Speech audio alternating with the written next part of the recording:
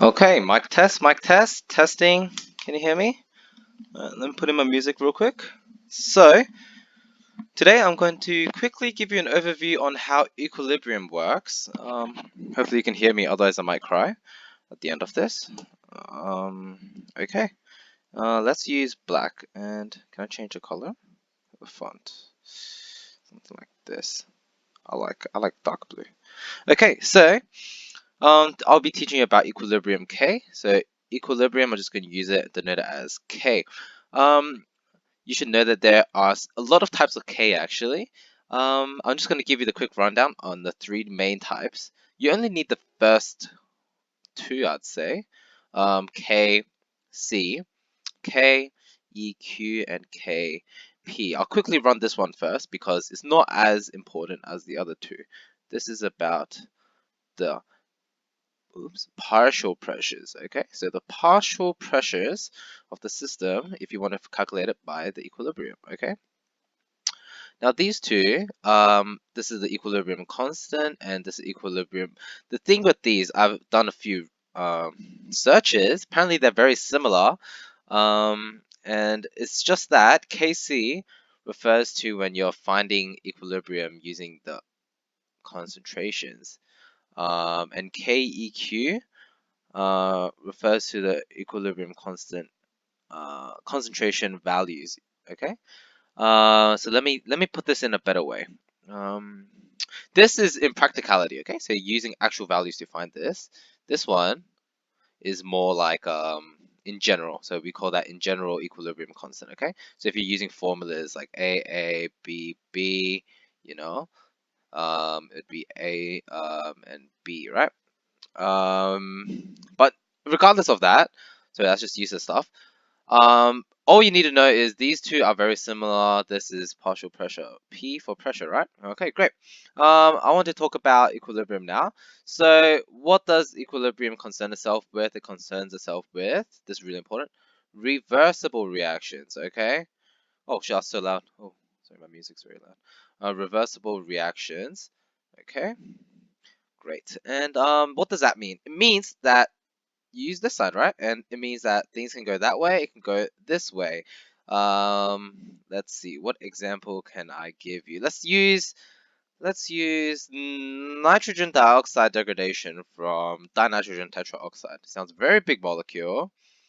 Uh, like that, and nitrogen NO2, is that balanced? Put a 2 here. Balanced, okay, they're both gas. This would be an example of reversible reaction where dinitrogen tetraoxide degrades into nitrogen dioxide, and this can happen reversibly, okay? What is important in a equilibrium reaction is that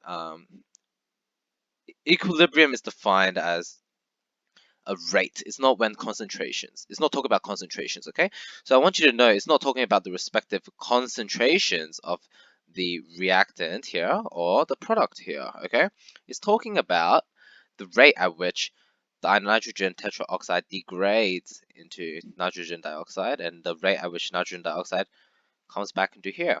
I want to explain it with using this. I found a really good resource online which explained it like this. Let's say we want to use this, okay? You should be familiar with this. Let's say this is how we generally denote equilibrium. We would use A plus B makes, we're using this reversible sign, okay? Makes C plus D. Don't worry about the states of matter yet. And the formula would be Kc or Keq is equal to C concentration of C plus concentration of D. You'll notice I use um, the variables to very specifically. So I'm going to highlight that for you really quickly. You see how this is the reactants, this is the products, right? Okay, good. Just so you know, and so it will go to the power of, these are the coefficients, but they represent the molar ratios. So A amounts of A would react with B amounts of B to make this and this, right? So it should be Year 11 chemistry for you. So let's say we have A plus A. Sorry. Let's say we have AAs plus BBs, right? And we have this. This is the activation energy, and this is the delta energy in total, okay? How much energy the whole system lost after transitioning to CC plus DD. I think I got confused with you yesterday, but basically, this topic is very confusing for me because I'm not that good with all these variables. How much energy do you think it takes for A to come to this? Not much, it just takes this. It's like a little push, right? So this is very easily happening in that direction. And this is a high energy state, high energy. This is lower energy. And you know that everything wants to be at low energy, right? It's like lightning in the clouds wants to hit the earth because the earth is more stable. It's at the bottom and it absorbs energy. Another one would be like a stream of water.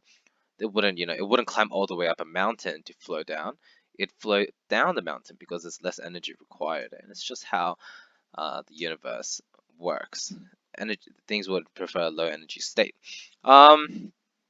So this is the Kc Keq equilibrium constant. Let me see. What else do I need to tell you? Not much. Okay, so going on from this, let's see. How would an equilibrium reaction look then in terms of what we had before using dinitrogen tetraoxide? Let's say look like this. What if it wasn't such a big gap, okay? Okay, so this one's obviously still higher than this one, but the difference isn't that big, and the activation energy hurdle is not much either. So reaction can proceed this way, but this time it can also proceed this way, okay?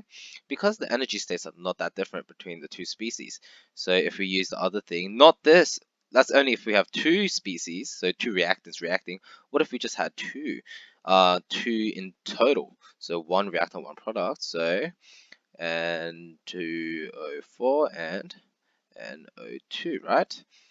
Then these are able to react, or not react, but rather change from this to this at the same rate as NO2 can come here, okay? If it's not at the same rate, let's say this goes 10 molecules per second, whereas NO2 is coming this way, 1 molecule per second, you'll see how this will quickly drain out, right? And it'll be very disproportionate. It will almost be zero N2Os because it's running out so quickly. Equilibrium dictates that it's not about the concentrations they're at, it's the rate at which this transitions here and this transitions here, okay? So this is all talking about rate, okay? Equilibrium is talking about rate. What else do I need to tell you?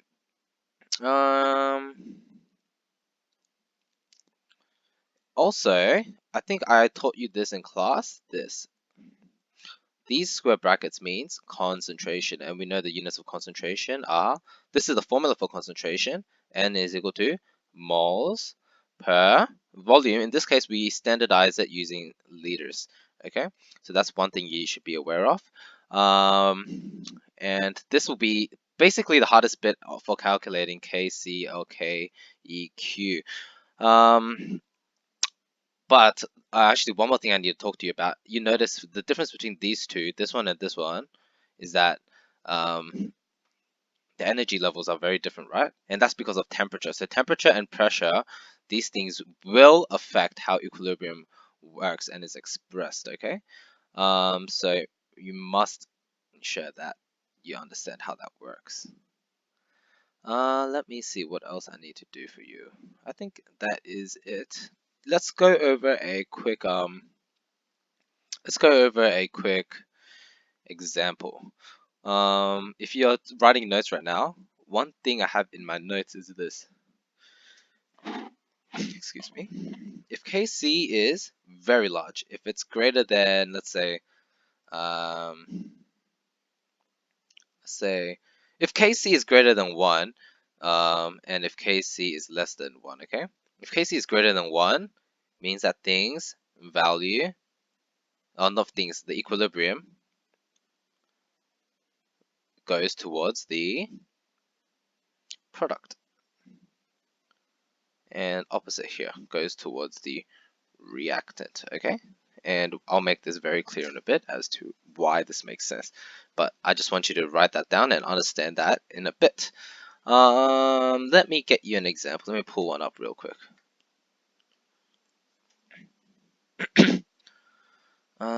Okay, I think this one would work. Okay, so this question gives us that three things, okay? Temperature is constant. We don't worry about that. So it's not changing. We'll use this 2SO2 as a gas plus O2 as gas makes, in an equilibrium, 2SO3 as a gas, okay? And we know that SO2's concentration, use square brackets, is equal to 0.9 molar. Oh, sorry. 0.9 molar. I'm just going to deny molar as that, but I want you to know it's actually mole per liter. Okay, you know that. And then we have O2 and we have SO3. Okay, these are all the species we have in our equation up here. Let's say I'll give this 0.35 molar and 1.1 molar. Okay. You can find all these examples online. I'm just going to solve this one for you. And the formula is Kc or Keq. In this case, we'll use Kc because we're actually substituting values in to find the equilibrium using concentration. If it was with pressure, it would be Kp. Okay, but we're not solving that now. And it's just the products over the reactants. Okay, and I want you to know it's times multiplied, okay? Because we only have one product here, 2SO3. So we put concentration of SO3 squared, okay? 2 squared. And the other ones would be O2, and there's nothing here, so it's just 1, okay? 1, 1, and SO2, 2, alright? Great. No, I don't think there is much more to do here. Also, one thing, Kc has no units. I just want you to remember that. It's just a expression of the equilibrium, okay? It's an estimate, it's a prediction. It has no units. Okay, so let's finish this. So SO3, I'll just be 1.1 to the power of 2 over 0.35 multiplied by 0.9 squared, okay? And we'll get something like, let me calculate this. If you use a 4.3, okay? And no units, okay? No units, okay? No units. So yeah, that is the very initial aspects of equilibrium. Let me know if there's other things you need. It'll be very useful for you to understand how dynamic equilibrium and static equilibrium work as well. What else is that? Nope, not much. So a few things. The formula is here. Oh, first thing, no unit. Okay. 2, formula Kc is sort of like Keq, but when it's finding using these values, we use Kc. Keq is just in general, but they're largely interchangeable. Kp is using pressures. Okay.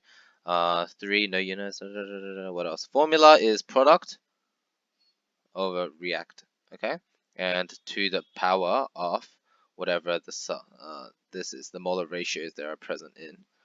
And then what else is there? The units, okay? Moles per liter, very important.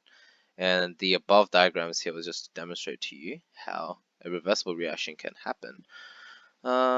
So yeah, that's basically it. Let me know if there's more you need.